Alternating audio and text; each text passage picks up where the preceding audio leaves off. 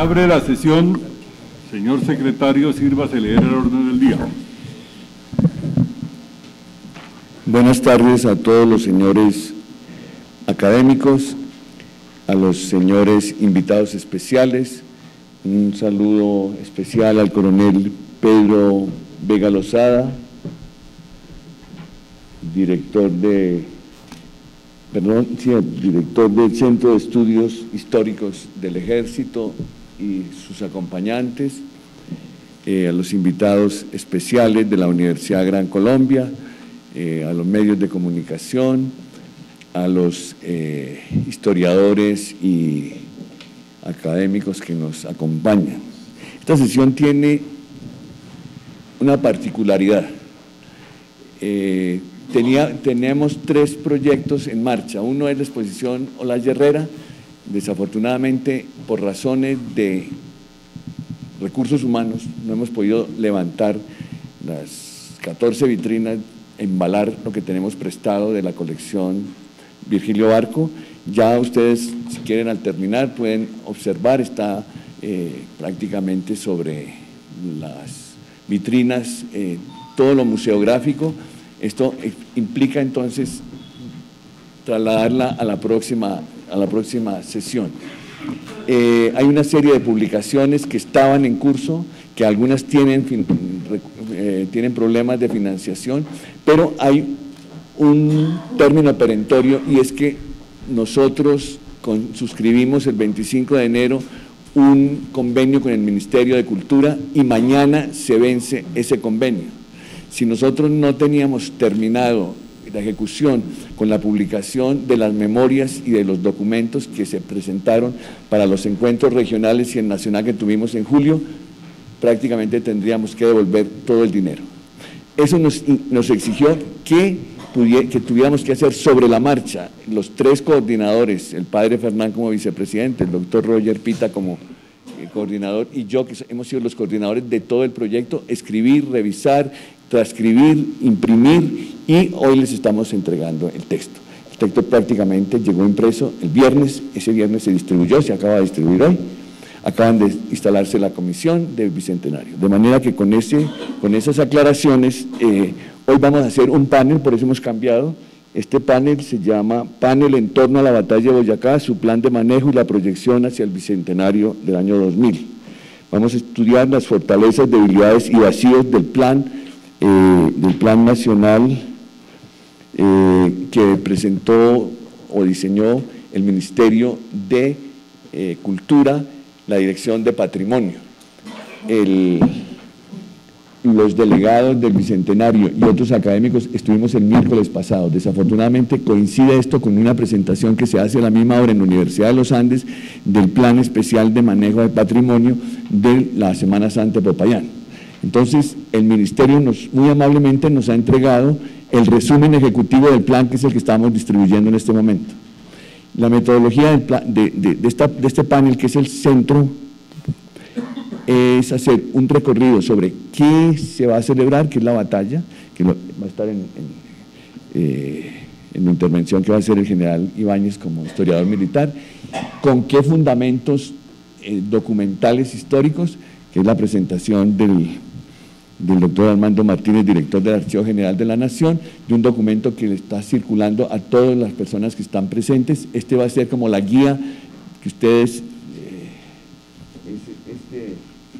este documento que se le va a distribuir a todos los que están presentes, y tiene prácticamente 2 cartografías, una en la carátula, que es el levantamiento que se hizo en 1819 por el Ejército Nacional, la primera cartografía desde 1819, y al final encuentran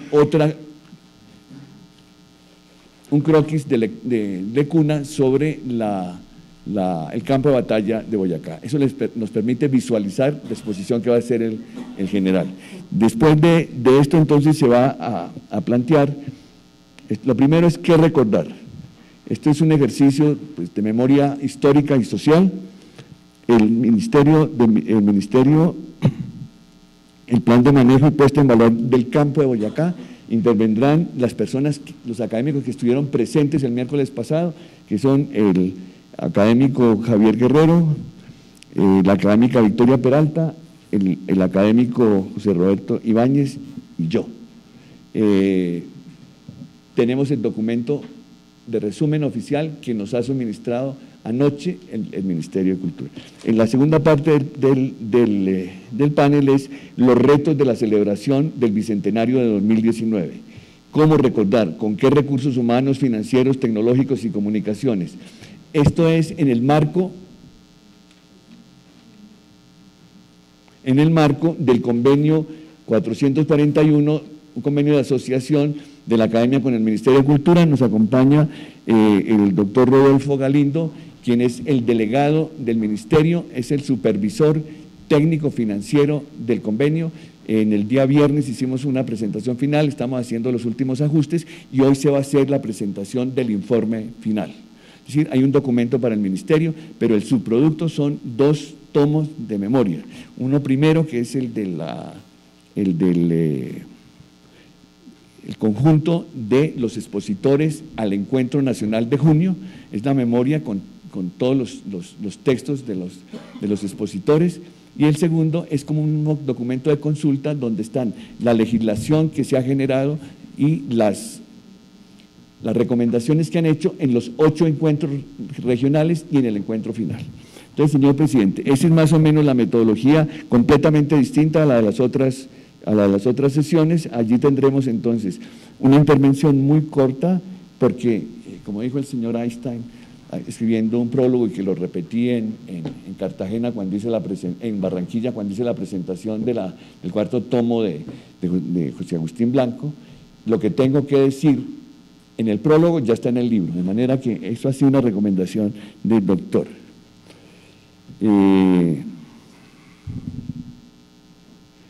Está presente en el salón el doctor Sebastián Senior, el director del Grupo de Acciones Públicas de la Universidad del Rosario, y con la Acción Popular del Puente de Boyacá. Él ha sido para nosotros el apoyo durante una lucha que hizo la Universidad del Rosario y todas las fuerzas vivas sobre la recuperación y la puesta en valor del campo de Boyacá, la restitución, de manera que bienvenido, doctor Sebastián. Señor presidente, con esas aclaraciones, entonces me voy a permitir leer el orden del día. Primero, verificación de quórum. Señor presidente, hay presencia de académicos para decidir. Primero, excusas y comunicaciones. Segundo, palabras del señor presidente. Tercero, proposiciones. Cuarto, aprobación del acta de la sesión estatutaria del 17 de julio del 2018. Esta acta se redactó, tiene 56 páginas, ya surtió circulación por la comisión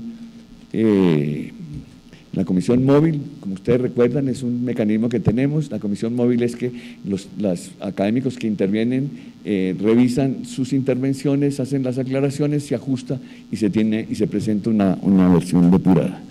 Y el sexto, entonces, es el panel de la batalla de Boyacá y el reto de las conmemoraciones del Bicentenario de la Independencia Nacional de 2019. Leído el orden del día, señor presidente. En consideración del orden del día, ¿lo aprueban los señores académicos? Ha sido aprobado. Gracias, señores académicos. Siguiente punto. Señor presidente, el punto es excusas y comunicaciones. Hoy estamos con una asistencia precaria. Quiero saludar al doctor Camilo Gutiérrez, que es nuestro académico correspondiente. Le ruego el favor de acompañar aquí al proscenio. Usted es uno de los académicos recién posesionados, bienvenido. Está también el doctor Marco González, también otro de la generación del 2017, de manera que le pido el favor de que nos acompañe. Decía que era una asistencia precaria, algunos por razones de viaje y otros por salud. Se excusan el doctor Rodolfo Segovia, quien se encuentra fuera del país, el doctor Benjamín Ardila, que tiene un compromiso médico, el doctor Egberto Bermúdez, que está viajando a Suiza, el doctor Adolfo de Francisco por problemas de salud, el doctor Antonio Cacua problemas de salud, el doctor Enrique Gaviria un compromiso médico, el coronel Gentilán Mario otro tanto, el padre Alberto Gutiérrez otro tanto, se excusan también Santiago Luque, Jorge Morales, Juan Camilo Rodríguez, Eduardo Santa, Diana Bonet, Elvira Cuervo de Jaramillo y Roberto Pineda. Me va a permitir, señor presidente, antes de leer las excusas a esta sesión, leer dos textos que recibimos por problemas de comunicación el día del acto de la sesión solemne del 9 de agosto y que no se pudieron conocer en su momento. Bogotá, agosto 8 de 2018, es una carta del académico honorario de esta corporación, el expresidente Belisario Betancur. Señor doctor Eduardo Durán Gómez, presidente de Academia Colombiana de Historia, calle 10895 Ciudad. Muy apreciado presidente. Con mi más atento saludo quiero agradecerle su invitación a la sesión solemne conmemorativa del 199 aniversario de la culminación de la campaña libertadora de Nueva Granada que abrió paso a la independencia política y militar de la República de Colombia. Asimismo, la juramentación de la mesa directiva para el periodo 2018-2020. Me habría encantado estar presente, pero lamentablemente no me es posible por dificultades de salud insuperables, por lo que les ruego disculparme y saludar en mi nombre a distinguidos invitados. Se despide con toda atención, Belisario Betancur. Ustedes recordarán que también se excusó en la posesión del señor presidente Duque. Una persona muy cercana a la academia que ha sido el patrocinador del concurso del Bicentenario de la Independencia en 2010, a través de la Corporación Luis Carlos Sarmiento, envió la siguiente nota. Apreciado Luis Horacio, recibí la amable comunicación de la Academia Colombiana de Historia, mediante la cual me invitan a asistir a la sesión pública solemne para conmemorar el 199 aniversario de la culminación de la campaña libertadora de la Nueva Granada de 1819, evento que tendrá lugar el próximo jueves 9 de agosto en el Salón de Actos Públicos de la Academia. Desafortunadamente, compromisos anteriores muy obligantes me impiden acudir a este encuentro como hubiese sido mi deseo. Me ruego hacer extensivos mis agradecimientos a la mesa directiva de la Academia con tan gentil convocatoria, así como a los académicos honorarios de número correspondiente.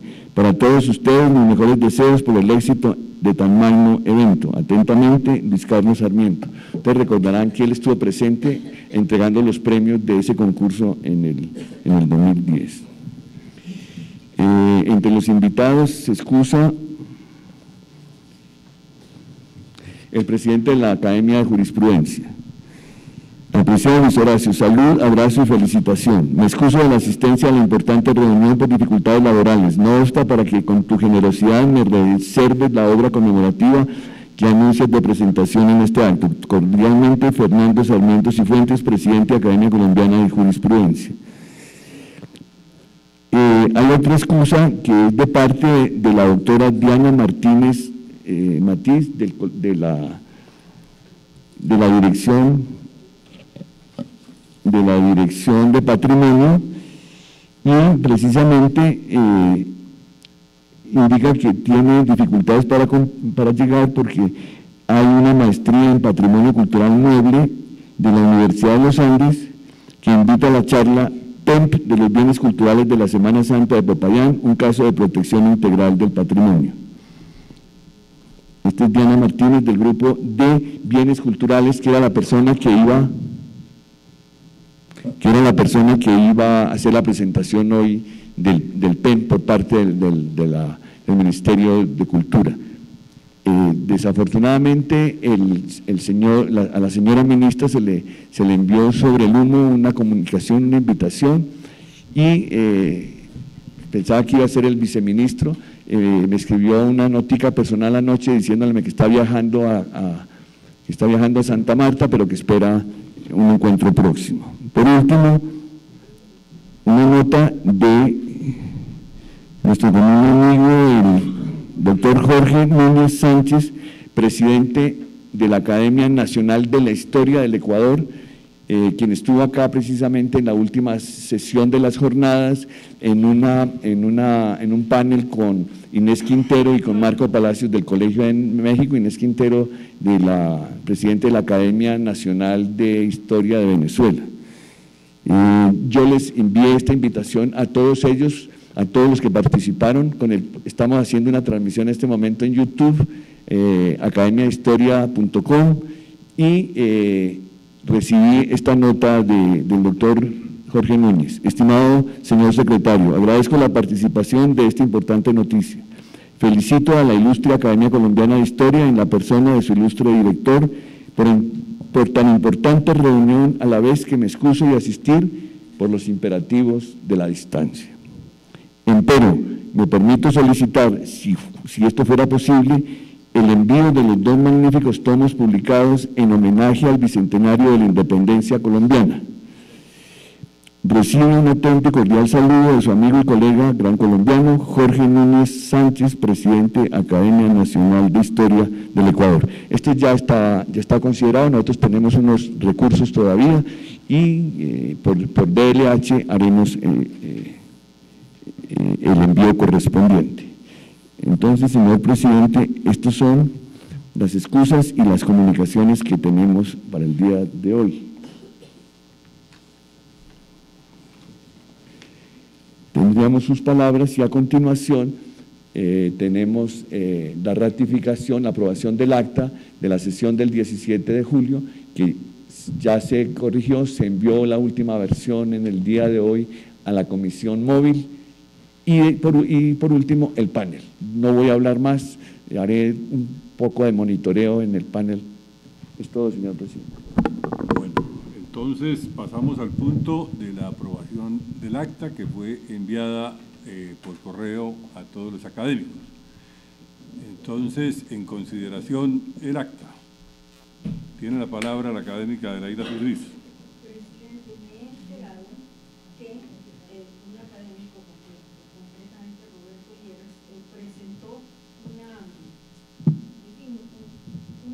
Y está cuestionando la manera como se manejaron los votos. Se la mandó al doctor Durazno. Cómo se manejaron los votos en cuanto al voto afirmativo, el blanco y el negativo. Entonces, yo propongo, señor presidente, nosotros tenemos aquí un experto en esas materias, que es el doctor Fernando Mayorga, que fue miembro del Consejo Nacional Electoral.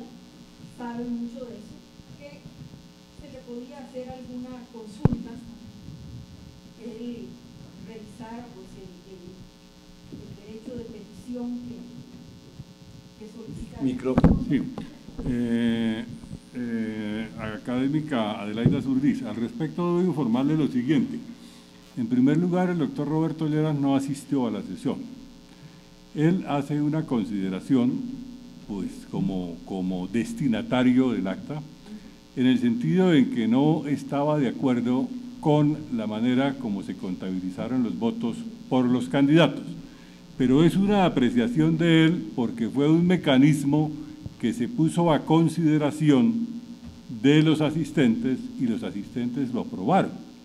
Y las papeletas están contabilizadas de acuerdo al escrutinio que hizo cada una de las comisiones escrutadoras. Usted fue una precisamente de esas escrutadoras. Entonces, yo creo que realmente pues eso quedará como constancia de él, de un académico que no asistió al acta y que ignora que ese fue el procedimiento que se aprobó antes de procederse a la votación. De acuerdo, presidente, pero es que como hay de por medio un derecho de petición que la academia tiene que contestar por ley, entonces por eso yo sugiero que en la contestación, para que considere pues lo que se está pidiendo, tenemos al experto, el gran cacao en cuestiones de elecciones en este país, que es Fernando Mayorga. Sí, no, con mucho gusto se tendrá en cuenta la opinión del académico Mayorga, pues que tampoco asistió a esa sesión ni tampoco está hoy, pero le podemos decir que dé una opinión al respecto para contestar ese derecho de petición que él propone. porque lo que se cuestiona no es el número de votos, ni mucho menos. Lo que se cuestiona es la manera como la consideración, ya eso es jurídicamente derecho electoral, de cómo se consideró el voto en blanco, el voto en negro y el positivo para localizar. Entonces es una cuestión pues de casi que de mecánica jurídica, y yo creo que ese es el cuestionamiento, porque los resultados no los están cuestionando. ¿Alguna otra opinión respecto al acta? Señor presidente, quiero informar que efectivamente a las 2 de la mañana recibí una nota del académico Roberto Lleras. Yo le había contestado que no le podía hacer entrega del acta oficialmente hasta que no fuera aprobada en esta sesión. Mañana se vence precisamente el término de ese derecho de petición.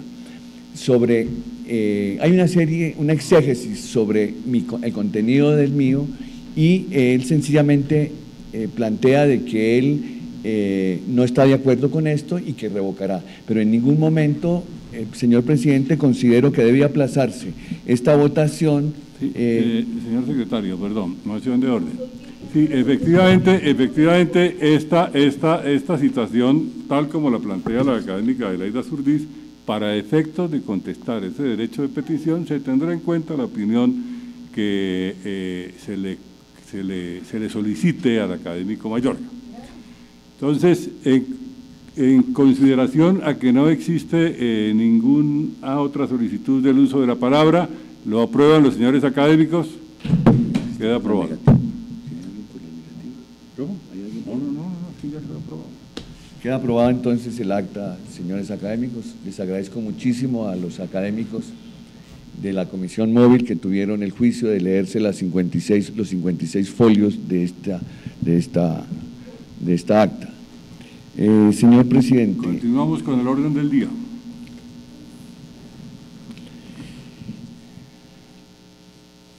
Pasamos al punto de proposiciones.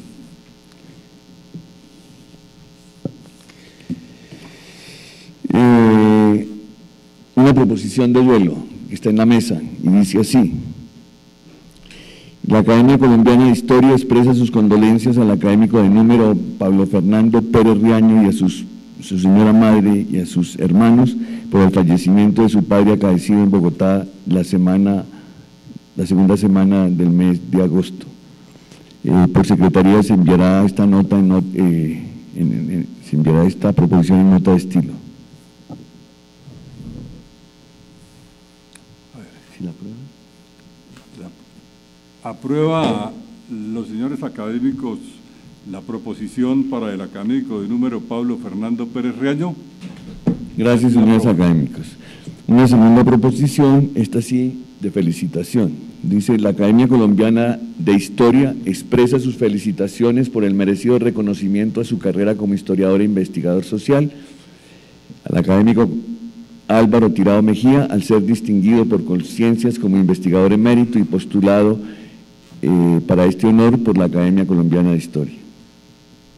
En consideración la proposición leída, ¿la aprueban los señores académicos? Ha sido aprobado. Gracias, señores académicos. Pasamos entonces al punto. Tiene la palabra el académico Horacio Gómez Aristizábal. De forma muy respetuosa a la Junta Directiva que convirtió el bicentenario de la independencia, allá hoy acá, se instale una comisión para que obtenga por parte del gobierno, el Ministerio de Educación, el Ministerio de la Cultura o las autoridades pertinentes, una especie de espacio de la televisión, los espacios que tiene el gobierno y en la Radio Nacional, para difundir esta fecha tan importante, porque yo he visto que ha habido algunos osados, estoy hablando mucho de la batalla de Boyacá, pero es la gente improvisada que no tiene la autoridad que tienen los académicos. Yo he visto el caso de mis viajes al Perú, al Ecuador y a otros países, como hay unos espacios dedicados a las academias para difundir su labor, que es muy importante. Sí. Y yo he visto que ha habido algunas alusiones a ese bicentenario y todo lo habremos visto, pero de gente muy improvisada y gente que realmente no tiene autoridad para opinar con la seriedad que lo pueden hacer los académicos. Sería pues muy importante sacar ese ambiente de clandestinidad de que vamos a celebrar el bicentenario, porque si no hay difusión, realmente se vuelve una labor de una repercusión muy limitada. Yo creo pues que pongo en consideración esa proposición. Tendremos en cuenta su consideración.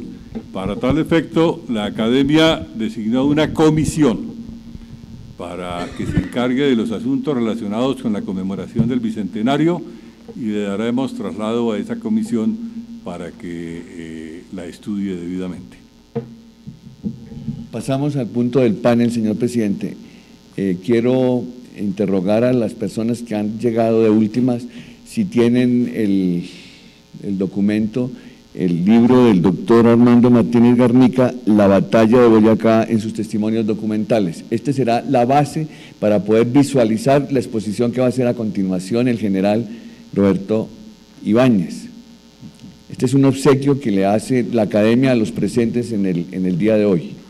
Entonces iniciamos el panel en torno a la batalla de Boyacá, su plan de manejo y la proyección hacia el Bicentenario de 2019. ¿Ah, usted no ha hablado? Perdón, presidente, es que usted hablaba en segundo punto. Perdón, es que usted, no, lo que pasa es que usted hizo una inversión del tema, por favor, discúlpeme usted. Está disculpado. Muchas gracias, señores académicos y señor público, por el lapsus. Bueno, señores miembros de la mesa directiva, señores académicos, invitados especiales. Esta primera sesión de la Academia, en lo que corresponde a este nuevo periodo estatutario, que tiene un significado muy especial. Es el momento en que nos permite entregar a la comunidad de académicos y a todos los seguidores y amigos de nuestra institución 3 obras de un enorme contenido. El primero es un libro que reúne el trabajo de compilación hecho por el académico y director del Archivo General de la Nación, doctor Armando Martínez Garnica, y que se titula El Bicentenario de la Independencia de Colombia 2019 y los retos de la celebración.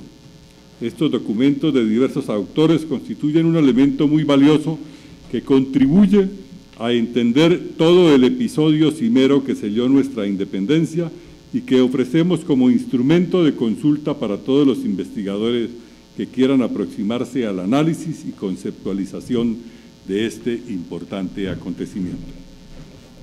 Presentamos igualmente 2 libros más que contienen el trabajo promovido por la Academia Colombiana en los foros que se realizaron en todas las provincias de Colombia, con participación de las academias regionales y municipales, en un trabajo de la mayor connotación que involucró a representantes de esas mismas academias, con investigadores nacionales e internacionales, y cuyos desarrollos se dieron en Bogotá en unas jornadas académicas que no habían tenido antecedentes. A esto se suma el recientemente presentado Boletín de Historia de Antigüedades, el número 863, que contiene varios de los últimos trabajos presentados por los académicos dentro de sus requerimientos institucionales. Y para continuar, en la próxima sesión inauguraremos una interesantísima exposición conmemorativa de los 80 años del fallecimiento del expresidente Enrique Olaya Herrera, que contiene fotografías, objetos, mapas, epístolas y otra serie de atractivos que nos permitirán recrear los episodios que enmarcaron su fecunda existencia. La exposición está prácticamente ya montada en el Salón Alberto Lleras y para la próxima sesión, en presencia de la curadora, doña Teresa Morales de Gómez, la inauguraremos oficialmente. El éxito alcanzado por otras exposiciones, como las realizadas en honor de José Eusebio Caro, de Virgilio Barjo y otras, nos motivan a continuar reuniendo esfuerzos para permitir ver otras series, de acuerdo a la programación que haga la Comisión de Conmemoraciones y Festejos Patrios. Hemos recibido colaboración de otros museos, casas de cultura y de archivos particulares, y ello nos ha permitido mostrar una riqueza documental que en verdad ha conmovido. Está listo también para impresión el libro con trabajos de los académicos de historia de Venezuela, Ecuador y Colombia, para el cual estamos esperando la confirmación del patrocinio de la Universidad Militar para de esta manera poderlo entregar tan pronto como esté lista su impresión. Como pueden observar, señores académicos, pocas veces en esta academia se han hecho tantas cosas juntas y con tan escasos recursos. Quiero agradecer el aporte invaluable de la mesa directiva, del comité de editores y de muchos académicos que permanentemente han ofrecido su concurso para poder materializar estos proyectos, porque ello nos ha permitido mostrar una institución actuante y presente, con un alto impacto en el panorama cultural de la nación.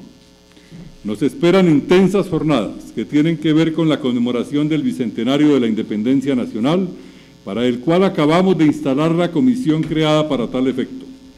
También los que presidirá el doctor Armando Martínez Garnica. También los trabajos que tienen que ver con la implantación de la Cátedra de Historia, con definición de la extracción del patrimonio del Galeón San José y con muchos temas más, para los cuales espero continuar recibiendo su decidido concurso, pues esta labor de conducción de la Academia tiene que ser un esfuerzo de todos los asociados. Valoro sobremanera las voces de aliento, aporte e impulso y deploro las incomprensiones que se niegan a visualizar y entender lo ejecutado. Muchas gracias.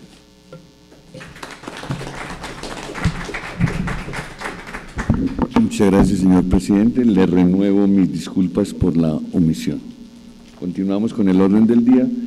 Entonces, en este panel, que tiene dos partes, a mi izquierda la batalla y el campo de Boyacá, y a la derecha, ¿qué recordar? El doctor Armando también va a participar, y a la derecha el plan de manejo y la puesta en valor del campo de Boyacá y los retos de la celebración del Bicentenario, cómo recordar, con qué recursos financieros, humanos, tecnológicos y de comunicaciones, y el resultado de los encuentros nacionales y regionales y el nacional. Entonces, iniciamos el panel con la intervención del general José Roberto Ibáñez.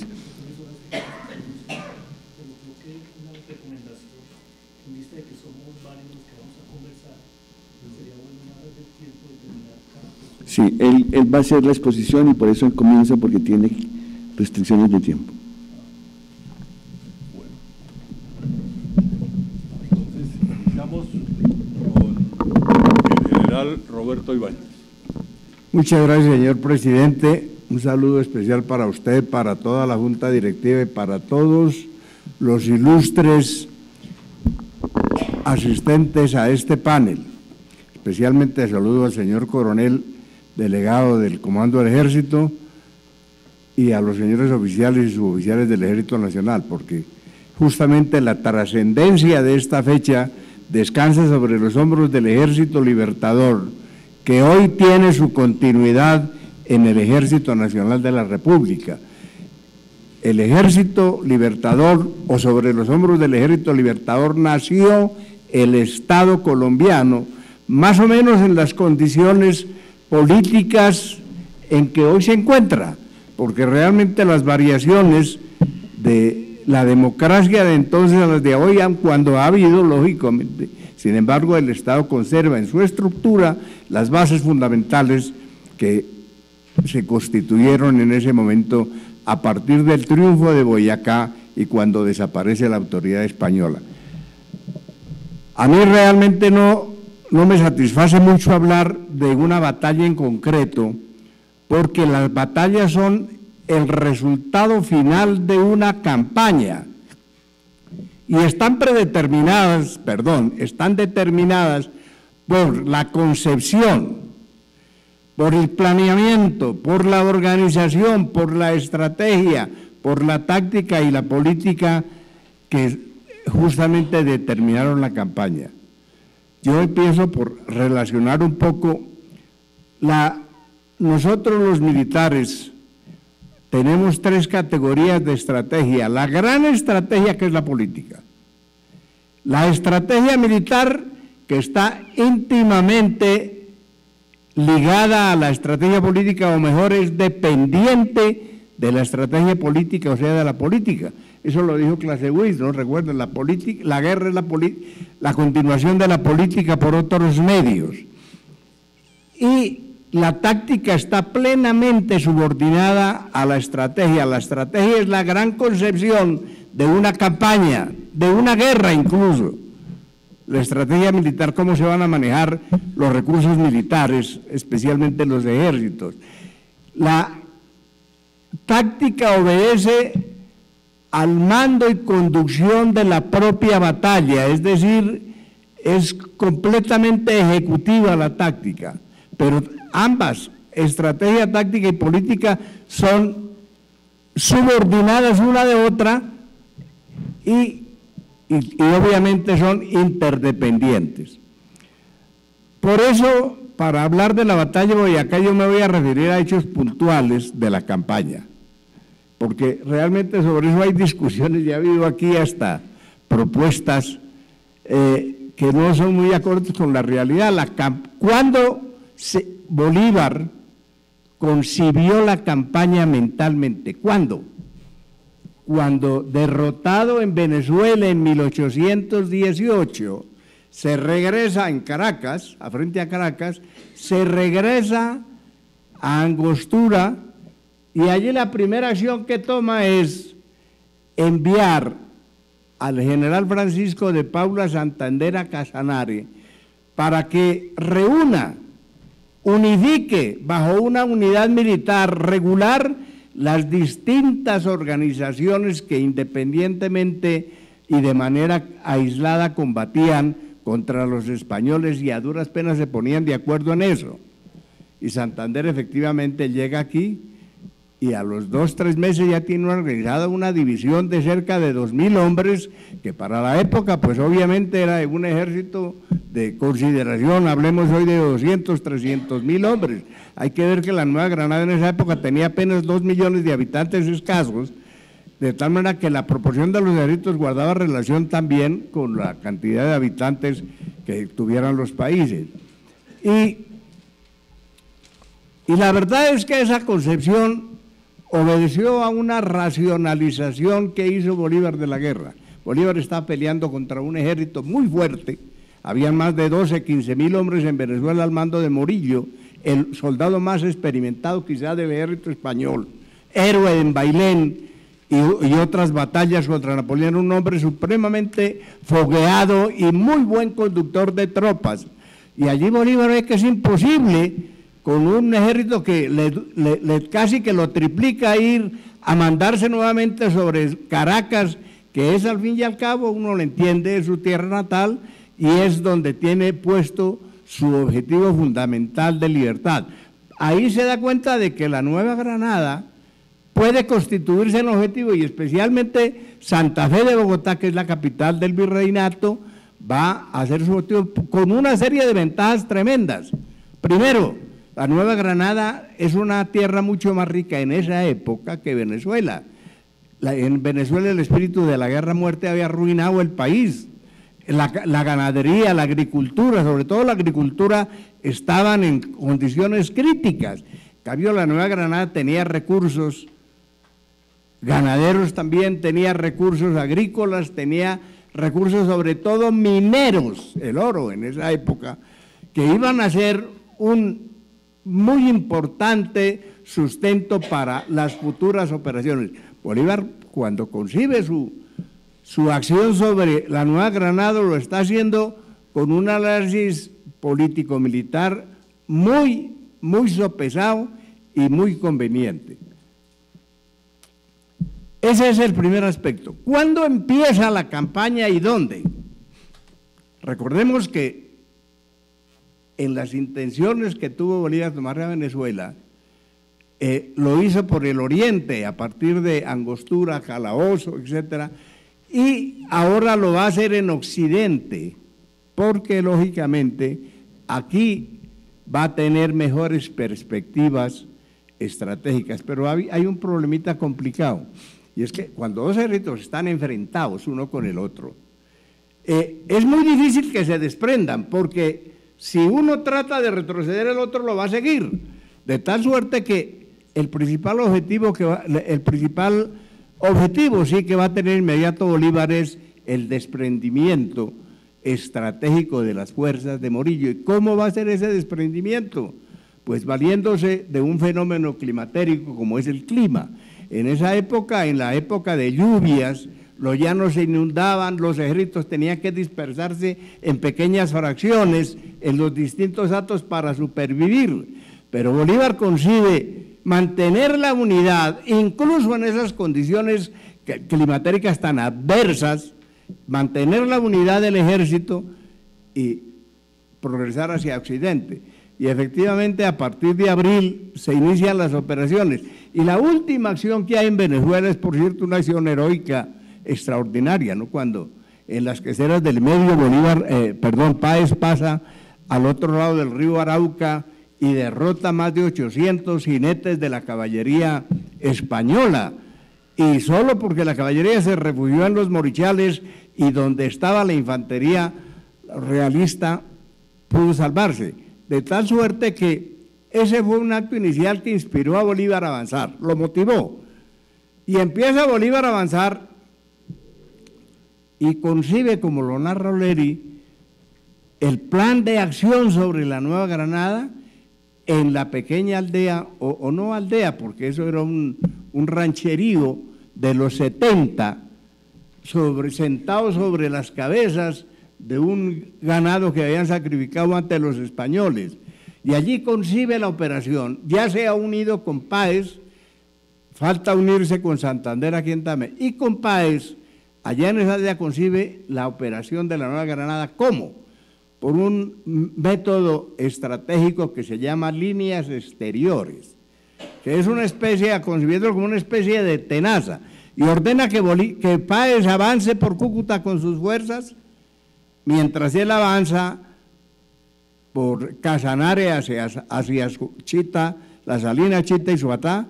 Santander avanzaría por la Branza Grande hacia el interior ya del reino, de tal suerte que eso lo concibe Bolívar allá. Y Bolívar continúa su aproximación y llega a Tame, y allí en Tame, Santander, que ha tenido una acción importante y también ha derrotado o ha impedido una invasión que trató de hacer de Barreiro para derrotar a la división de él.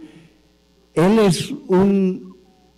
tiene esa división ya una organización muy buena, y al unirse con él y enterarse, Santander está muy enterado en Tame de todo lo que sucede aquí en el interior de la Nueva Granada. ¿Por qué? Porque cada rato llegan desertores del ejército español, llegan paisanos que están huyendo del régimen del terror, y ellos los mantienen informados de todo lo que pasa en la Nueva Granada. Y Bolívar, que desconfiaba de Páez se había ido a cumplir la orden por Cúcuta, y resulta que o no le dejaron pasar en Huaca, donde él dice que no pudo pasar porque lo trancó el ejército español, pero yo creo que él no quiso salir, porque para un llanero en esa época salir de los llanos donde se sentía invencible, pues no tenía razón de salir, y él consideraba que era mejor pelear en el llano que en la cordillera, que para él era desconocida. Y avanza Bolívar, y aquí, ya en Tame, reorganiza las fuerzas, porque ya no le queda sino únicamente la columna de Páez y la de Anzoátegui, y la columna de Anzoátegui y de Santander, y él organiza aquí el ejército, y hay una particularidad en la organización que le da a uno a entender por qué la batalla de Boyacá y la Pantano de Vargas fueron así. La división de vanguardia, que era una división teóricamente de neogranadinos, había algunos venezolanos, pero eran casi todos, tenía dos batallones, el batallón Cazadores y el batallón Primero de Línea. El batallón Cazadores eran casi todos veteranos de la Primera República, por eso ese batallón va a tener acciones decisivas durante la campaña. Y la división de retaguardia, que está a órdenes del general Anzoátegui, en donde hay incluso varios granadinos, como el coronel José María Córdoba, que es un muchacho de 22 años, pero ya es jefe de Estado Mayor de la División de Retaguardia. Y Bolívar concibe la idea de penetrar por líneas interiores, es decir, por un solo camino recto hacia el interior de la Nueva Granada.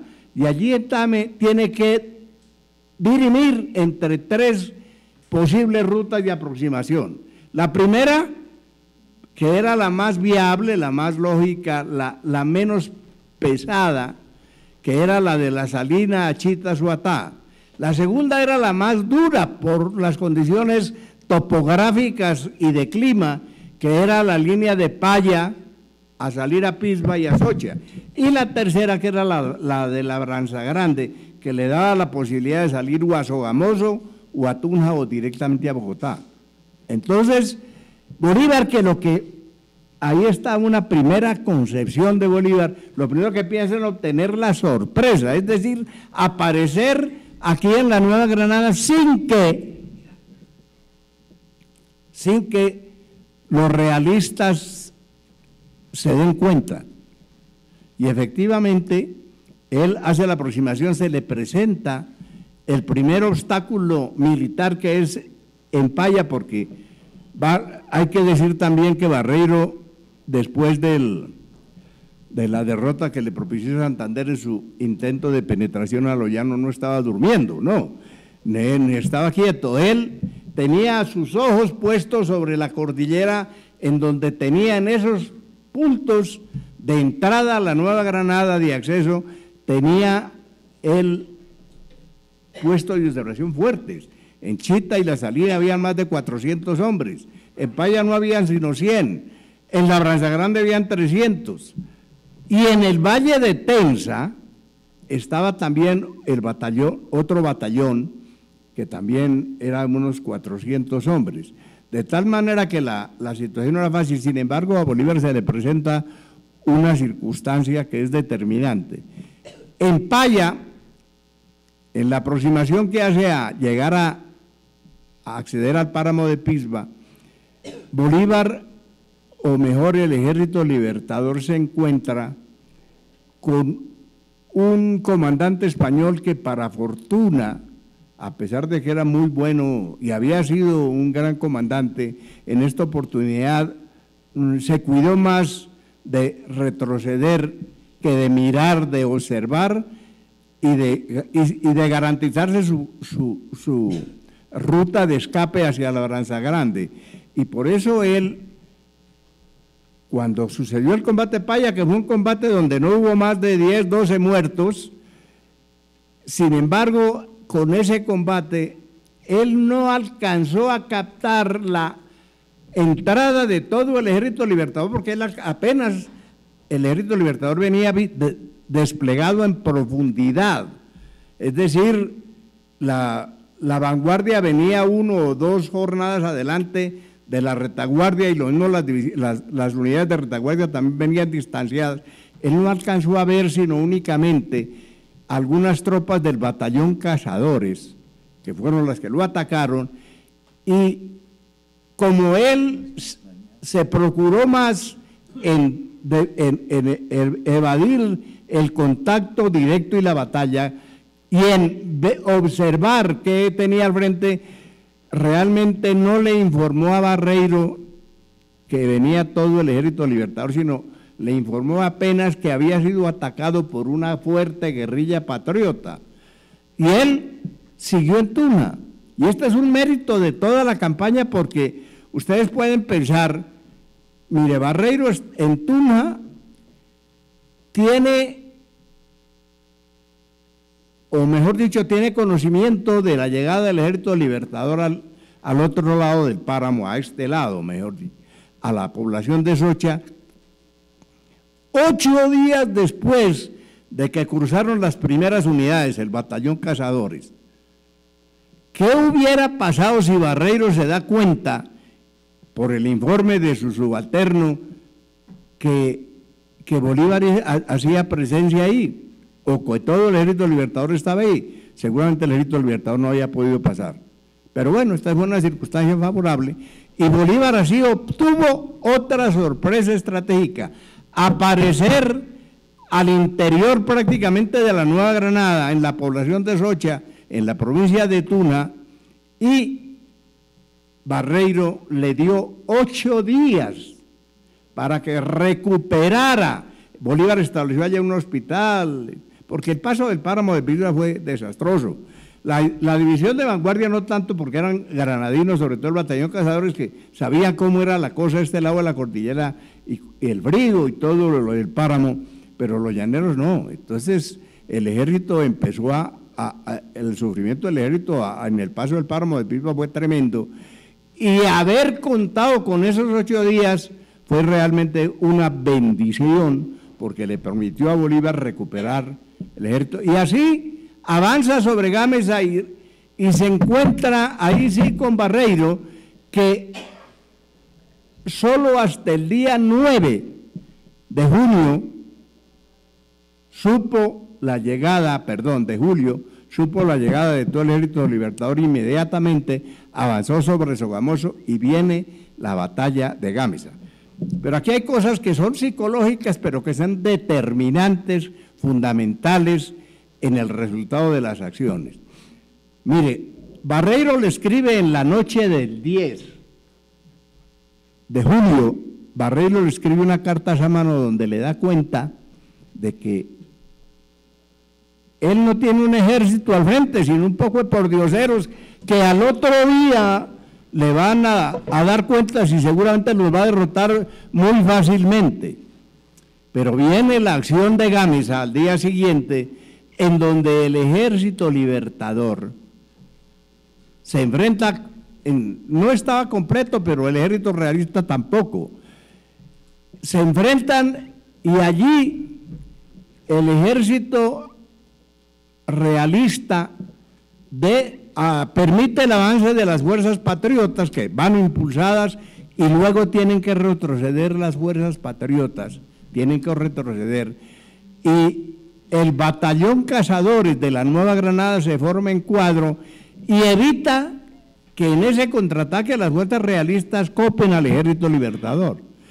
Esa noche, la acción heroica del batallón Cazadores, que perdió a la mayor parte de sus oficiales, le dice en una carta a Barreiro: señor, lo que yo le dije anoche de que eran pordioseros, sí, efectivamente lo son, pero en apariencia, porque combaten como las mejores tropas del rey. Ahí, para mí, Barreiro empezó a perder toda la campaña. ¿Por qué? Porque cuando un comandante se acompleja frente a otro, son circunstancias psicológicas que son insalvables. Y efectivamente, de ahí en adelante, Barreiro ya no va a buscar a Bolívar, sino que espera a ver qué hace Bolívar, y Bolívar que sí sabe maniobrar, porque Bolívar realmente, por ser un político extraordinario, pues fue también un gran estratega, pero ya al descender al campo de la táctica no lo era tanto, porque pues era más partidario de los combates frontales que causan mucho desgaste y bajas en el ejército. Pero bueno, allí van a enfrentarse después en la batalla del Pantano de Vargas. Barreiro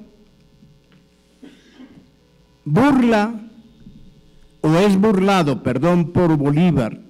Barreiro está en Tópaga y Bolívar en una contramarcha y luego una marcha ocupa Belén de Cerinza y Duitama y le corta las comunicaciones a Barreiro con Santa Fe. Barreiro tiene que venirse de noche también a Paipa y quedan las tropas, el ejército libertador en Duitama y el ejército realista en Paipa.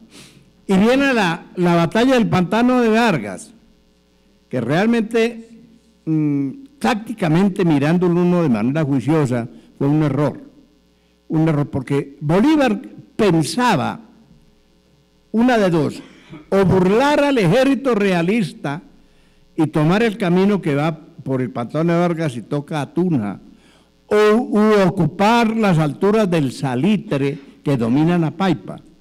Cualquiera de esas intenciones, lo cierto es que Bolívar había mandado a hacer desde la víspera balsas y elementos de paso para el río Sogamoso y Chicamocha, que estaba crecido porque estaba en invierno, y entonces allí ese paso el día 25 de julio. Fue un paso demasiado demorado, la mayoría de balsas se deshicieron y el Bolívar, que había empezado la marcha a las 6 de la mañana, todavía a las 10 de la mañana no había pasado el ejército completo. Incluso una pequeña fracción de 40 hombres que alcanzó a la altura de Salitre fue completamente copada por el ejército español y eso le permitió a Barreiro ocupar las posiciones dominantes del campo desde el comienzo. Y Bolívar hizo 4 ataques. El primer ataque lo hizo Santander con el batallón Cazadores, lo rechazaron. El segundo ataque lo hizo toda la división de vanguardia, lo rechazaron. El tercer ataque lo hizo ya con todo el ejército, lo rechazaron. Por eso Bolívar y Barreiro concibió que era el momento preciso de definir la acción y mandó a los 800 granaderos que tenía, los mandó a definir la acción y a derrotar completamente al ejército. Y es cuando Bolívar se desespera, porque es la verdad, lo dice Oleri claramente, y lanza la famosa frase: se nos vino la caballería y se perdió la batalla. Rondón, que había sido héroe de las queseras del Medio, que estaba acostumbrado, de las queseras del Medio, que estaba acostumbrado a combatir en las condiciones, ellos no contaban el número, con condiciones más adversas. Entonces es cuando lanza el famoso grito y lo siguen. Dice el padre Cayolonía Española que 14 jinetes, no, eso no pudo ser. No, lo siguieron 14 tal vez los primeros, pero de ahí lo siguió toda la caballería, que eran más o menos unos 200 o 300 hombres. De todas maneras, esa caballería, por la forma de combatir que tenía y por el espíritu militar innato que tenía el soldado llanero,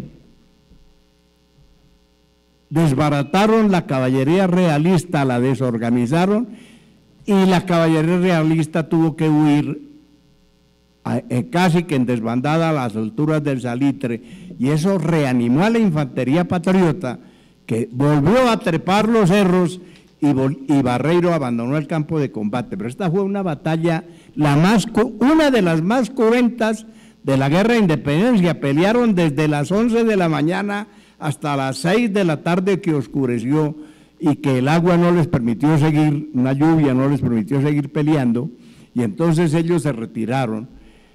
Pero fue una batalla decisiva, es decir, una batalla que nadie la ganó ni nadie la perdió, pero decisiva psicológicamente para el posterior triunfo del Ejército Libertador, porque Barreiro, como lo dice en el mismo parte de batalla, dice que la caballería se retiró del campo y la infantería patriota subió esos cerros con furor, y que no pudo resistir esa embestida de la infantería realista y tuvo que retirarse la infantería realista también a las alturas del Salitre. Allí hubo cerca de 1000 bajas, incluso episodios de heroísmo grandísimos como los del coronel Rug, los del mismo Rondón, el coronel Juan Carvajal, que dicen que él solo dio debajo una cantidad de realistas.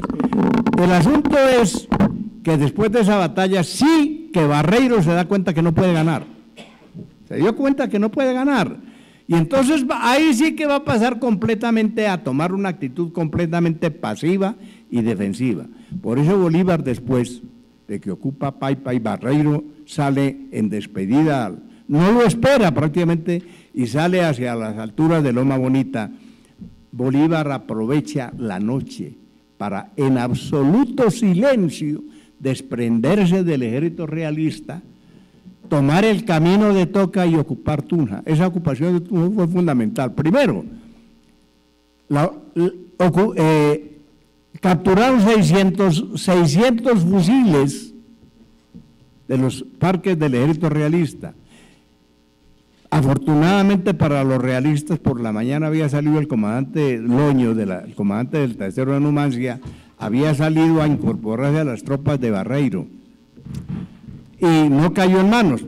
Pero esa ocupación de Tunja le permitió a Barreiro, primero, rearmarse bien, fortalecerse administrativamente, cobrar un estado de ánimo envidiable.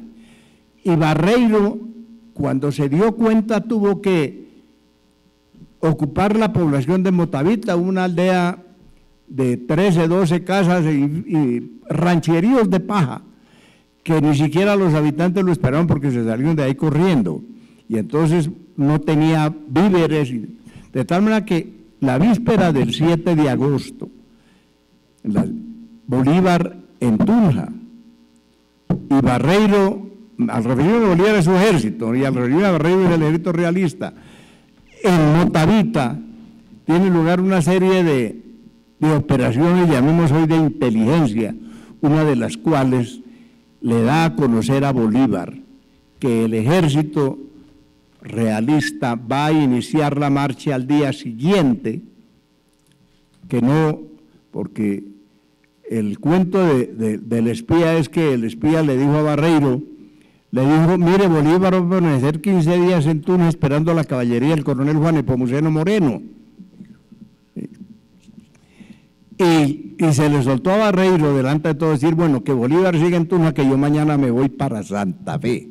Entonces, miren ustedes, el 7 de agosto, Bolívar dispone que las tropas se alisten ya todas en formación de guerra ya, o en dispositivo de guerra en la Plaza de Bolívar.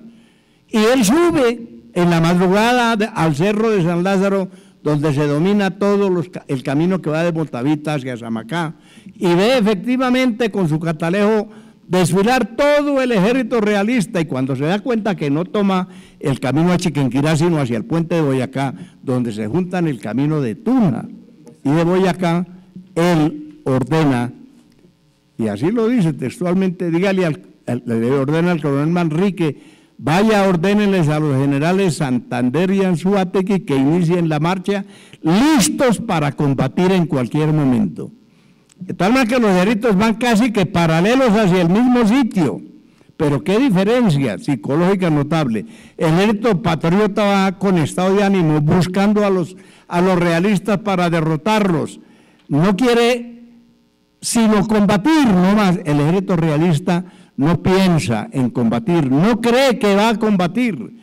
Más aún, si uno se pone a examinar las cartas que se cruzaron los distintos comandantes, una de las quejas que tenía Barreiro y el propio Morillo es de que las tropas de la tercera división realista, que eran integradas por venezolanos, como el batallón Primero Rey, que era todo de venezolanos, estaban pensando más en desertarse y en pasarse al enemigo que en combatir, de tal manera que la moral, la diferencia moral era asombrosa.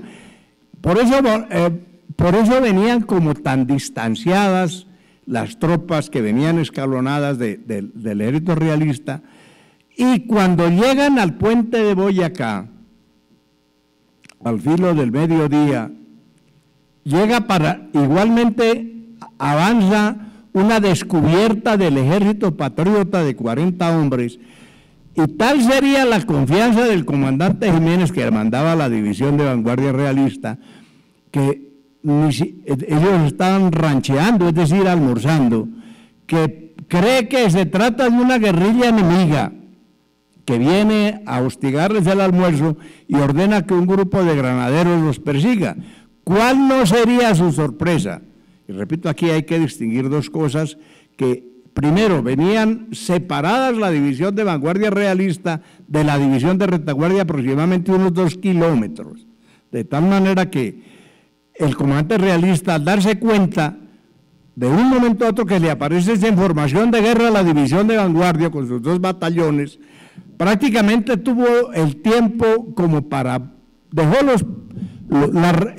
el rancho ahí y tuvo que sobrepasar el puente de Boyacá para hacerse fuerte sobre la orilla sur del río, del río Teatinos, o quebrada de Teatinos.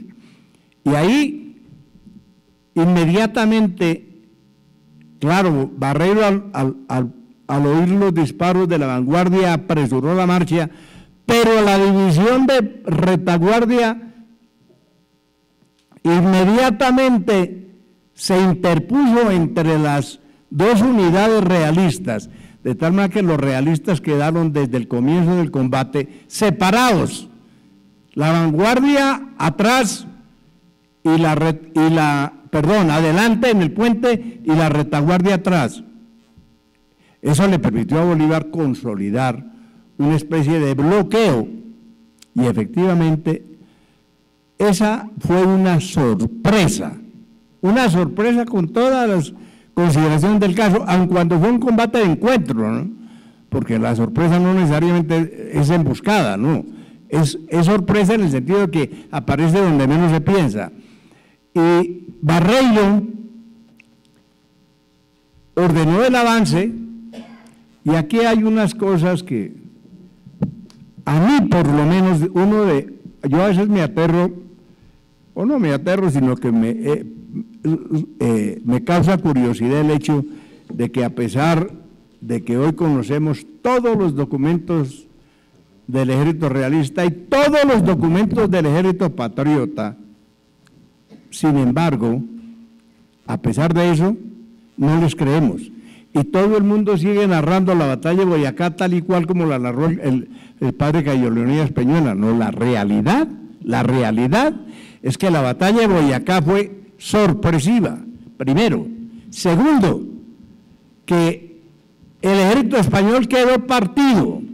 Tercero, que en la única parte donde se combatió con alguna firmeza fue en el puente, porque las retaguardias, donde estaban precisamente los batallones de venezolanos, especialmente el primero del Rey, casi que no pelearon, porque cuando, y eso lo dice el mismo comandante Loño, que porque él fue de los que se fugó del puente Boyacá y después Sámano le quiso hacer un consejo de guerra, le dice, avanzó la caballería rebelde desde los cerros y la caballería nuestra se quedó mirándola y de un momento a otro empezó la fuga por el camino a Chiquinquirá a salir al río Magdalena. De tal manera que la batalla de Boyacá fue inicialmente un combate, sí, tal vez más fuerte en el puente, pero arriba fue una desbandada. Por eso la razón de que solamente hayan muerto, según el parte patriota, 13 muertos patriotas y 53 heridos patriotas. En el campo realista, 1.600 hombres, y la división se componía de 2.000 hombres. 1.600, es decir, de todo el ejército cayó en manos del... Por eso la actividad fundamental después de la batalla fue la actividad fundamental fue la de capturar prisioneros. Ya viene el episodio de Pascasio Martínez, pero bueno, sinteticemos esto. Resulta que la batalla de Boyacá, así como fue la menos costosa o una de las menos costosas en vidas, fue la más productiva, la más eficaz, la de mayor trascendencia de todas las batallas de la independencia, porque aquí hasta en la misma España se rebelaron los antimonarquistas contra el rey y lo obligaron, así hubiera sido provisionalmente, a aceptar la Constitución Democrática de Cádiz. Y se inició la libertad del resto de la Nueva Granada y del resto de América. Boyacá, por eso, al abandonar Sámano, Santa Fe, que apenas supo que había ganado Bolívar, obviamente se fugó hacia la costa. Sámano no presentó resistencia en Bogotá y afortunadamente el Ejército de Libertad pudo entrar, ocupar la capital del virreinato y darle nacimiento a la República, que se la dio formalmente después en la Constitución de Cúcuta de 1821. Bueno, muchas gracias. Muchas gracias al señor académico general José Roberto Ibáñez por su magnífica intervención. Y ahora le damos la palabra al académico Armando Martínez Garnica, quien nos hablará sobre los testimonios documentales de la batalla. Vamos a pasar ahí. ¿Sí? Bueno, muchas gracias. El año entrante va a ser un año de conmemoraciones. ¿Qué significa? Relatarnos entre nosotros lo que ocurrió en el año de 1819, hace 200 años. Lo que ha hecho en este momento el general José Roberto Ibáñez es un anuncio de lo que nos espera. Muchos relatos sobre lo que ocurrió en los campos del Pantano de Vargas y de Boyacá.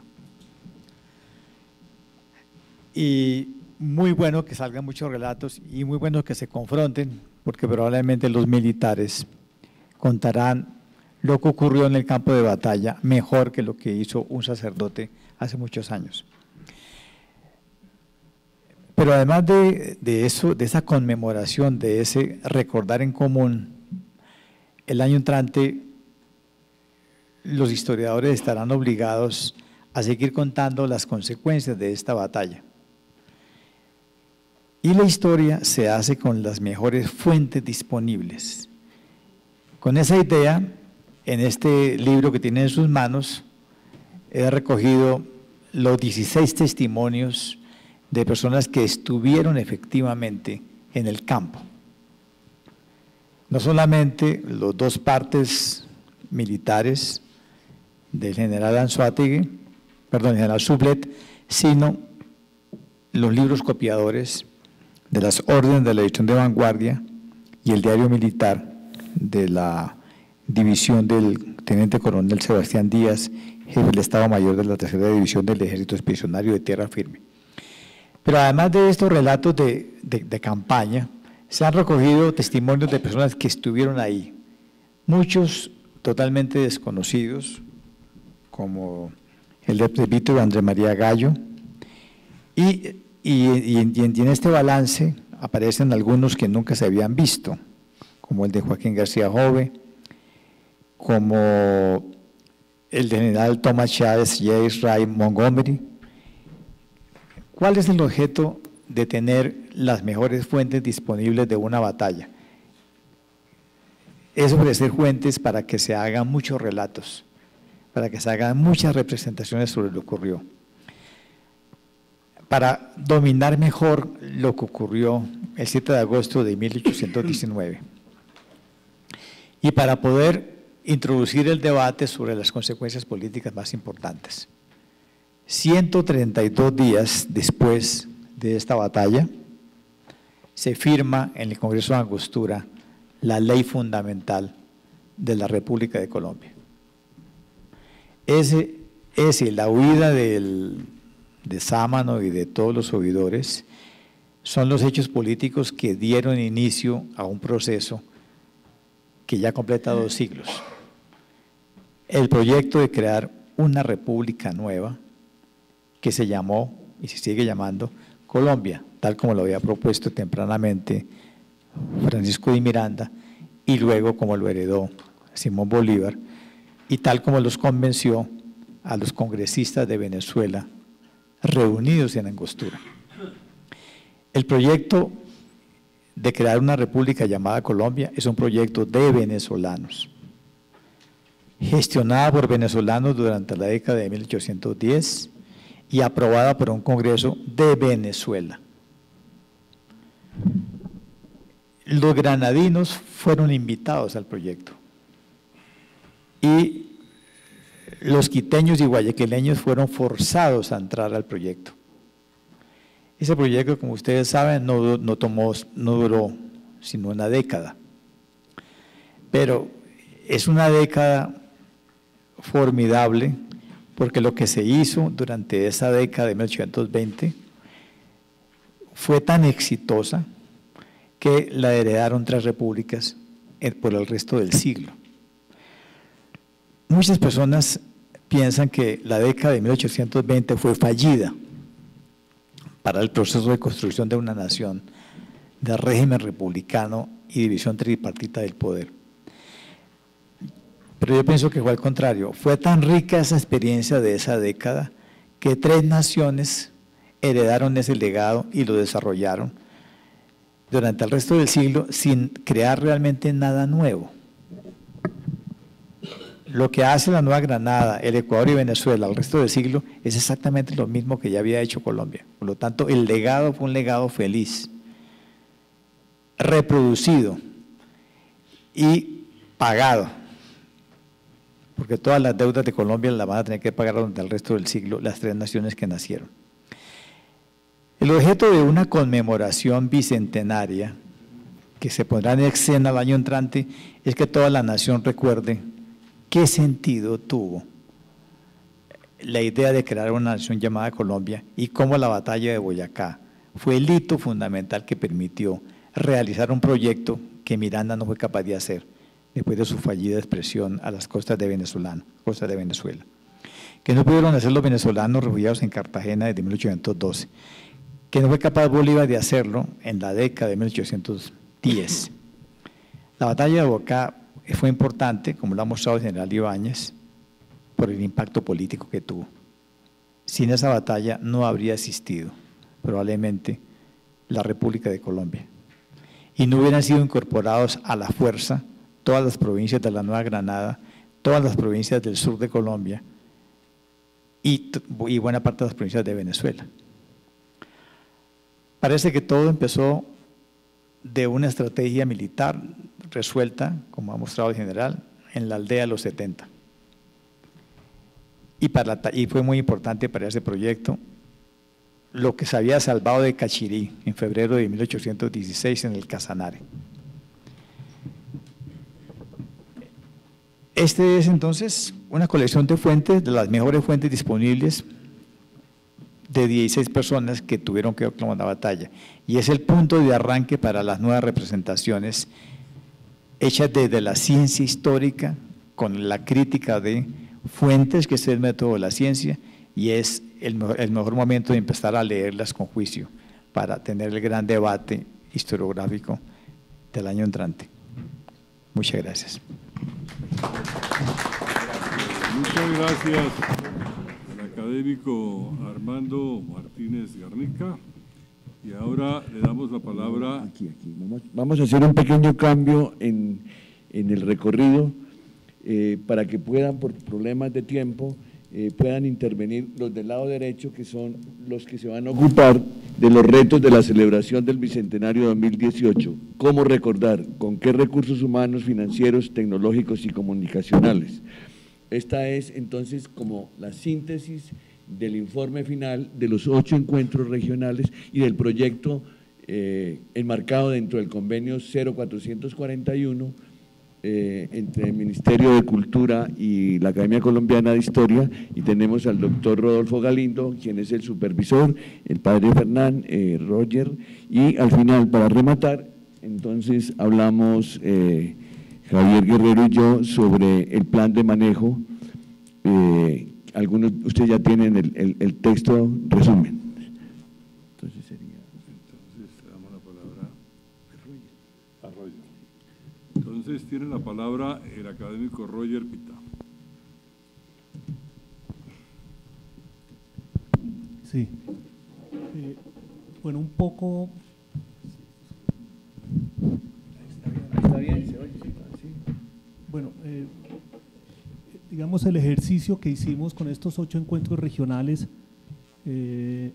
fue tratar de darle una nueva dimensión a la conmemoración bicentenaria, en el sentido de plantear, por una parte, nuevas temáticas, es decir, tratar de vincular muchos más actores, mirar el proceso de independencia más allá de lo estrictamente militar, unas miradas más amplias en cuanto a lo espacial y a lo temporal. Esto quiere decir no solo mirar el proceso de independencia en aquellas regiones que fueron precisamente protagonistas, sino otras provincias de Colombia. Y esto necesariamente conllevó a la reflexión de, por ejemplo, en la zona cafetera, como fue el encuentro que realizamos allí, qué sentido tiene la celebración en esta zona del país. Y sobre eso surgieron propuestas novedosas que ya incluso se están desarrollando allí, como es el hecho de que se están mirando, por ejemplo, cuál fue el proceso de migración de los que fueron presionados por el ejército de reconquista en el paso de Antioquia al Cauca. Y sobre eso ya la Academia Caldense de Historia está desarrollando algunos temas en especial.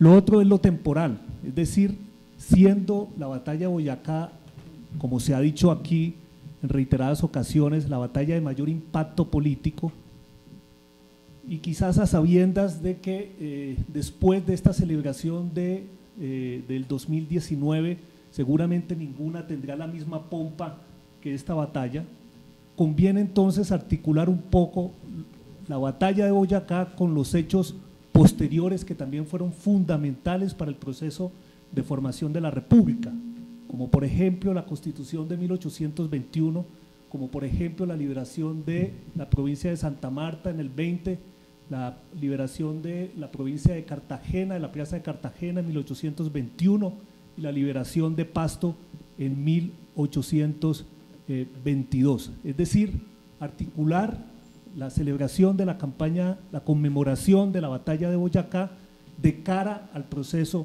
de formación de nación, y esto necesariamente nos lleva a articular, digamos, estos acontecimientos. Algunos de ellos, como ustedes podrán ver, tienen un hondo sentido regional. Entonces, digamos que estos fueron los principales, el principal sentir de la Academia Colombiana de Historia que transmitió y que recibió en esos encuentros regionales, en donde también salieron a flote la necesidad de poner de presente hitos y personajes que han sido invisibilizados, como por ejemplo el caso de Luis Auri y de otras batallas menores. Conviene también, y sobre eso también hubo reflexión en el sentido de mirar, por ejemplo, cuál fue el papel de otros personajes que no tuvieron, digamos, el protagonismo de Simón Bolívar o de Francisco de Paula Santander, sino otros mandos medios, como por ejemplo Mariano Montilla, como por ejemplo José Concha en el sur, como por ejemplo Pedro León Torres también en el sur, que nos permite ver también un poco la dinámica de la guerra, un poco más cercana, digamos, a las tropas y los soldados. Entonces ahí también se abre, digamos, otra posibilidad de investigación y de profundizar en esta conmemoración bicentenaria. Y por otra parte, digamos, el ejercicio que se hizo también con estas academias es tratar de establecer nuevas alianzas en vista de las pocas ofertas institucionales, digamos, de las vacilaciones del gobierno nacional en relación con la conmemoración, de establecer alianzas estratégicas como por ejemplo con la Cámara de Comercio, con el Banco de la República, y cada vez un mayor acercamiento de las academias regionales con las universidades. Digamos que ahí se está, digamos, ha habido un acercamiento en los últimos años con un mayor nivel académico de las academias regionales y de los centros de historia local. Entonces, felizmente, digamos, hay un mayor acercamiento y un trabajo conjunto entre las partes. Y finalmente quisiera resaltar un clamor de las academias regionales, que es las fuentes documentales. Digamos que casi en todas las regiones se planteó la importancia de las transcripciones documentales, que los documentos estén al alcance de la comunidad y no de un selecto grupo de historiadores. Digamos que ese clamor, digamos, que lo transmitimos muy cordialmente aquí al doctor Armando Martínez, director del Archivo General de la Nación. Muchas gracias, académico Roger Tito. Y ahora le damos la palabra al doctor Roberto Galindo, supervisor del Ministerio de Cultura. Muy buenas tardes. Para el programa del Bicentenario, ¿no? Correcto. Me place mucho de estar esta noche aquí, de encontrarme con ustedes, en el sentido de que pues ustedes son los que están haciendo un gran esfuerzo, porque todos nosotros, los que estamos un poco más alejados de la historia, gracias a que históricamente en nuestro país lo que se olvida es la historia, ¿cierto? Entonces, gracias al poder acompañar a la Academia Colombiana de Historia en este esfuerzo, hemos podido notar que la Academia ha podido generar eco en varias regiones del país, y de hecho ha connotado el país, cosa que antes no sucedía. De hecho, algunos centros de historia han tenido convenios con el ministerio les ha apoyado para algunos eventos puntuales o publicaciones o cosas así, pero son, digamos, esfuerzos aislados y es primera vez que, digamos, con el esfuerzo de la Academia Colombiana de Historia, esos esfuerzos aislados se van engranando, digamos, en la construcción del país. Es muy interesante, digamos, en el ejercicio de la supervisión que hacemos nosotros como Universidad Pedagógica Nacional en el marco de los del Programa Nacional de Concertación Cultural del Ministerio de Cultura, es que hemos recorrido el país, ¿cierto? Conocemos muchas poblaciones, incluso hemos encontrado poblaciones que tienen apoyo del Ministerio de Cultura que no existen en Google. Nosotros decíamos, ¿cómo llegamos? Y allá hemos podido.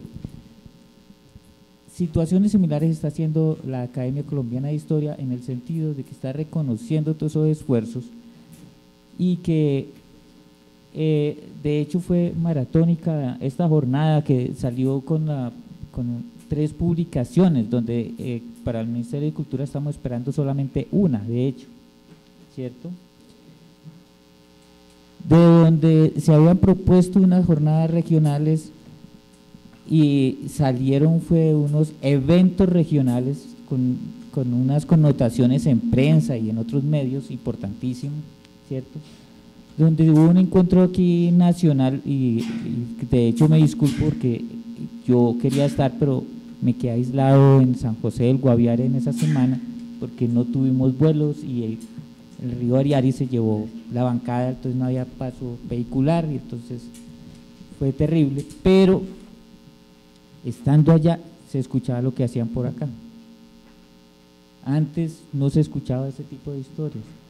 Entonces me recuerda es en el sentido de que si históricamente nuestros medios de comunicación, nuestra gran afluencia de la tecnología y de la informática, pues nos hacen de que nuestra mirada sea tan internacional que nos hace que se nos olvide toda nuestra historia, ¿cierto? Aquí, con este esfuerzo de este año, gracias al convenio con el Ministerio de Cultura, la Academia Colombiana de Historia ha empezado a recoger ladrillos para la construcción de un nuevo país donde todos nosotros podemos recordar la realidad de la historia y podemos generar unos nuevos enfrentamientos, unos nuevos acercamientos y generar nuevas alianzas, como lo decía aquí el maestro Roger, ¿cierto? Yo quiero alentar y quiero felicitar aquí a toda la academia, a los que estuvieron al frente de este esfuerzo, en el sentido de que desde que inició el convenio se veían más dificultades en el sentido de que había mucho por hacer y muy poco tiempo. El tiempo de hecho estuvo en contra de ellos, pero lo han sacado de maravillas. Cuando lean los textos que gratamente pude leer en este fin de semana, pues realmente uno se queda sorprendido de todo el esfuerzo, de todos los actores que participaron, ¿sí? Y de todas las cosas que quedan pendientes por hacer y que realmente pues gracias a ustedes está ahí en puesta para que todos empezamos a construir. Digamos, estos son los primeros ladrillos de nuevos esfuerzos a raíz de lo que se viene el año entrante, es decir, esperemos que ya próximamente nuestros estudiantes, nuestros niños empiecen a entender la historia real de nuestro país y pues ojalá sea la Academia Colombiana de Historia, digamos, el codirector de esa formación, o sea, que no se aísle, que no sean como cosas aisladas, muchas voces, pero sin ningún camino directriz. Yo les agradezco mucho, feliz noche. Muchas gracias, doctor Roberto Galindo, y aprovecho la oportunidad para agradecer de manera muy especial al Ministerio de Cultura por el apoyo que nos ha dado en el desarrollo de todos estos programas, sin el cual hubiera sido imposible poderlo sacar adelante. Y quiero decirle también, doctor Galindo, que además de las 3 publicaciones que usted ha hecho mención, hay una cuarta, que desde luego no alcanzó el presupuesto, pero está lista para ser impresa y estamos entonces consiguiendo un patrocinio para ese efecto. Vamos entonces ahora a oír al padre Fernán González. Pareció el cerebro del... Bueno, pero no se suponía que yo iba a hablar. Bueno, lo que nosotros tratamos de hacer, bueno, yo que empezaría diciendo que en últimos tiempos se ha producido una renovación historiográfica muy importante en torno a la independencia. Entre otras cosas, gracias a aquí nuestro amigo Armando Martínez, sobre todo el movimiento juntista, que ha sacado un poco el periodo de la independencia del esquema más o menos parroquialista, un poco que nos hayamos encerrado, y mostrando un poco que el proceso de independencia tiene raíces históricas mucho más profundas y mucho más de larga duración, que tiene que ver con la historia de España, que tiene que ver con la crisis española, la vacatio Reyes, y que genera, digamos, a lo largo de toda la América hispana un movimiento juntista muy importante que comienza, digamos, en Bolivia, impacta en Quito, Ecuador, se va regando por todo el continente. Entonces la idea nuestra es un poco mostrar el proceso de la independencia dentro de su dimensión en la historia mundial y la historia continental. Entonces lo que nosotros hicimos fue simplemente invitar a profesores, expertos nacionales e internacionales que mostraran un poco esa dimensión. Entonces, por ejemplo, Oscar Almario mostró un poco la corriente historiográfica, la discusión historiográfica sobre el tema. Yo trabajé más o menos los trabajos más recientes sobre el proceso de independencia, el problema de la llamada patria boba, las luchas regionales internas de la patria boba, y sobre todo insistimos mucho en la dimensión regional. Entonces empezamos a mostrar, por ejemplo, las diferencias que existía en el proceso de independencia de aquí con la que pasaba en la costa caribe, y tratando de entender un poco el realismo de los indígenas de Santa Marta,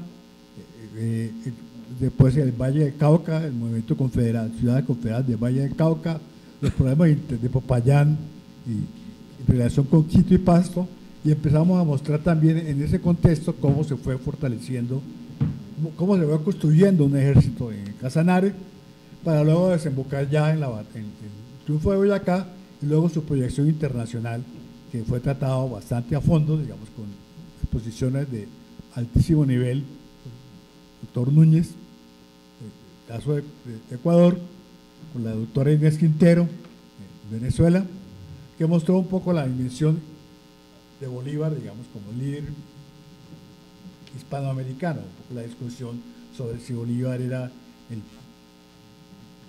precursor del panamericanismo, si era antiamericano, si era anticapitalista, etcétera, toda discusión, y Inés fue mostrando un poco lo que estaba detrás de eso, lo que estaba detrás del proceso de ficcionía del Congreso de Panamá, etcétera, mostrando un poco una visión bastante más renovada y matizada del tema, para terminar un trabajo magistral, a mi modo de ver, de Marco Palacios, que Marco Palacios mostraba un poco el proceso constitucional, el contexto de las constituciones de América Latina en ese momento, y eso es prácticamente lo que nosotros tratamos de hacer, fue poner, digamos, esta discusión historiográfica más o menos reciente con los invitados de las regiones. Eso es todo, gracias. Bueno, muchas gracias, padre. Al académico Fernán González, y ahora le damos la palabra al académico Javier Guerrero. Señor presidente, muchas gracias. Voy a ser muy corto y le voy a hacer una propuesta a la presidencia y a los asistentes, que aplacemos el tema del Plan Especial de Manejo y Protección del Puente Boyacá, porque eso es un tema técnico y está ligado a la agenda del Bicentenario, pero aquí está, por ejemplo, el director del Grupo de Acciones Públicas de la Universidad del Rosario, y con quienes hicimos estos 2 tomos, con Luis Biesner, fallecido, que en paz descanse, el volumen 1 y el volumen 2 sobre la segunda batalla de Boyacá y la lucha que hubo que librar para que el Estado y la sociedad colombiana miraran ese sitio y lo sacaran del abandono en que están. Esto fue producto de una acción popular que se interpuso entre el Grupo de Acciones Públicas de la Universidad del Rosario, su director de entonces era el doctor Oscar Dueñas. Aquí está Sebastián Senior, quien es el que condujo las estrategias posteriores de carácter jurídico, y esto requiere un tiempo y una reflexión profunda, histórica y patrimonial. Entonces, señor presidente, es mi propuesta para poder darle continuidad al tema que estamos discutiendo, que sería la agenda historiográfica e histórica y patrimonial de la conmemoración del Bicentenario, que fue con el tono en que Armando Martínez, el académico Armando Martínez, nos propuso dar este debate. Yo creo que el año entrante, y no solo, desde el 2008, cuando constituimos la alianza Ruta del Bicentenario, que era una propuesta de aliarnos todas las fuerzas, las academias, las universidades, etcétera, para afrontar este reto de hacer pensar históricamente a Colombia y a América Latina sobre qué significa la independencia del continente. Esto no fue tomado en serio, ni por el gobierno ni por muchos sectores de la historiografía, pero nosotros hicimos lo que nos tocaba primero como Academia de Historia y como Asociación Colombiana de Historiadores en su momento. Por eso hicimos una serie de acciones conjuntas. Yo le pido a la Academia retomar el documento que 20 expertos, entre ellos de la Academia y de la Asociación, constituimos para entregarle al presidente de entonces, que no fue tenido en cuenta. Yo creo que todo lo que allí dice es válido, ahí participaron muchos historiadores de la Academia y de la Asociación, y fue un documento muy sólido que constituye de alguna forma una agenda estratégica para conmemorar dignamente el Bicentenario.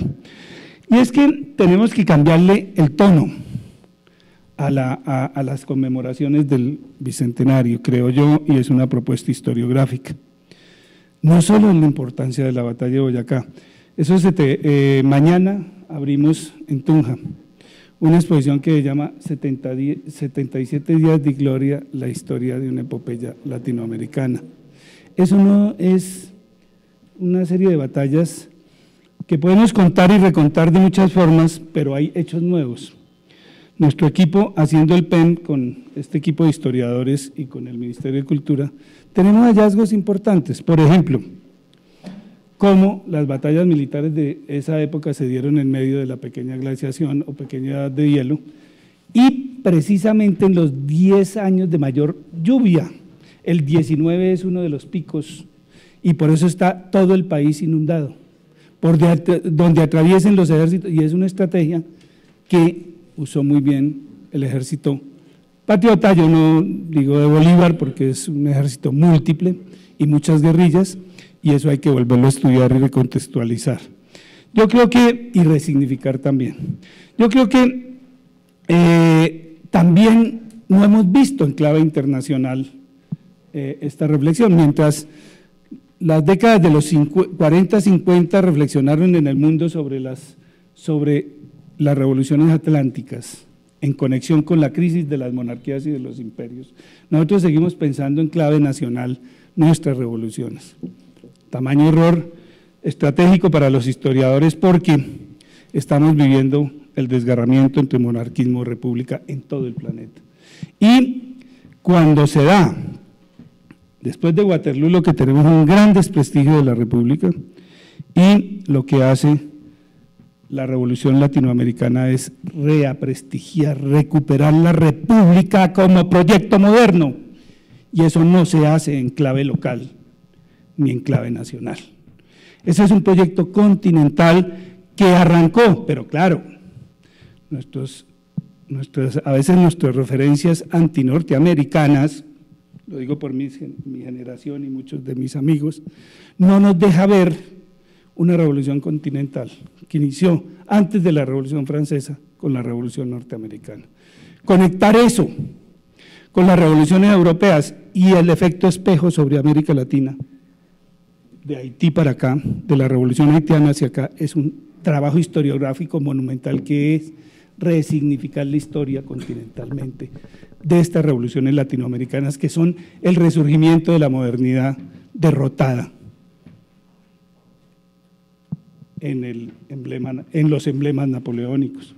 Y entonces de aquí surgen no la Gran Colombia únicamente, y recupero y reitero y me uno a el llamamiento que hace el académico Armando de recuperar la Gran Colombia como gran proyecto del surgimiento que surge de la batalla de Boyacá, sino recuperar la idea, las ideas que se empiezan a construir a partir, algunos que dicen que de la Carta de Jamaica, otros lo niegan para no darle protagonismo a Bolívar, pero no importa quién haya sido, después de la derrota y borremos la palabra patria boba porque estamos construyendo la arquitectura de la Primera República, que es el desprestigio de la República después de ese fenómeno que se da en Europa, pero es la reconstrucción de sus cenizas como el ave fénix, por eso es una epopeya del 15 al 19, es una epopeya latinoamericana. Epopeyas en el mundo moderno, señor presidente, no hay, a no ser que llamemos epopeya a Hiroshima y Nagasaki o cosas de esas. Esta es una epopeya latinoamericana, quizás la única después de la gran derrota precolombina que significa la conquista española. Yo creo que si nosotros logramos resignificar esto, podremos hacerle un favor a América Latina, tan desgarrada y tan desprestigiada por sus polarizaciones, y podríamos pensar el bicentenario en clave latinoamericana, pero en contexto global, porque son las guerras napoleónicas, esto es parte de las guerras napoleónicas, pero en clave latinoamericana. Y entonces, en ese contexto global del desgarramiento monarquía o república, que es la crisis del surgimiento del mundo moderno, yo creo que nosotros podemos volver a pensar la batalla de Boyacá y los 77 días de la campaña libertadora de la Gran Colombia, de la Nueva Granada, que es lo que le da comienzo a 20 repúblicas mal contadas. Si ustedes hacen el recuento, esas 20 repúblicas son el resurgimiento para el mundo moderno del proyecto republicano. Yo creo que hay nuevos descubrimientos historiográficos, la pequeña glaciación o pequeña edad de hielo es muy importante estudiarla en términos climáticos, de historia ambiental, y también los surgimientos de las fuerzas revolucionarias de este proceso, pero también de las fuerzas reaccionarias, que es lo que todavía tal vez no hemos resuelto. Es más, en el siglo XX se dan coletazos muy importantes de eso, incluso todo un proyecto revolucionario de destruir la república, tanto desde las derechas, porque el corporativismo es la destrucción de la república, como desde los proyectos revolucionarios que hoy se niegan y se resisten a entender que la república es un proyecto muy importante y que no lo lograron destruir más de 20 guerrillas que surgieron durante el Frente Nacional solo en la actual Colombia. Entonces, si nosotros repensamos el proyecto republicano y lo enseñamos, lo volvemos a enseñar en las escuelas, volvemos a pensar históricamente la república, porque no se nos olvide que para muchos de nosotros la historia no es un relato, es un método riguroso de pensar el pasado para solucionar problemas del presente, en gran parte. Y si nosotros hacemos agendas regionales, como lo han expuesto los académicos que recorrieron el país y que valoro altamente esa agenda que se revisó, e incluso valoro la recuperación. En este gobierno debe recuperarse la agenda, el inventario de agendas regionales que hizo el ICANN con esa comisión que teníamos del Bicentenario, señores, que está suspendida, pero que debe reactivarse, y un año suspendida, para hacer una agenda no solo regional, sino agendas nacionales, regionales, una agenda nacional única de Bicentenario, pero también una agenda internacional, para proponerle a la Cancillería, para proponerle a este país que pensemos más allá, que dejemos de mirarnos el ombligo y hagamos una historia más seria y más profunda para no repetir la misma historia del sesquicentenario o de estas conmemoraciones, sino volverlas actuantes y transformadoras de la nación. Propongo, creo, y con esto cierro, que la agenda nacional debe tener una agenda cultural e historiográfica y educativa, además de una agenda patrimonial.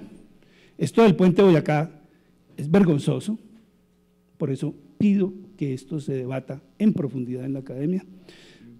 Y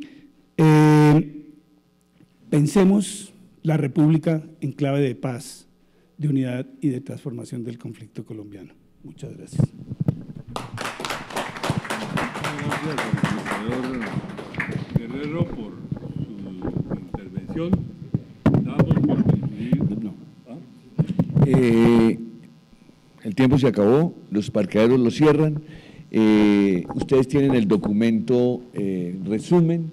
Esperamos poder hacer una reelaboración cronológica con el Ministerio de Cultura y la Dirección de Patrimonio para que, como lo plantea el historiador, el académico Guerrero, tengamos el espacio para el debate. Nosotros estamos muy complacidos de la presencia de ustedes. Los señores académicos pueden pasar a Secretaría y recoger los 2 tomos de la memoria, y para los invitados que están en el auditorio les hemos obsequiado uno de los 3 tomos. La academia, cuando hace el lanzamiento de unos tomos, hace un descuento especial. Antes de que salga a la librería, ustedes pueden adquirir estos 2 tomos a 30.000 pesos cada uno. Ese es el precio de costo. Los que están… Señor presidente, agotado el orden del día. Bueno, agotado el orden del día, se levanta la sesión. Muchas gracias por su asistencia.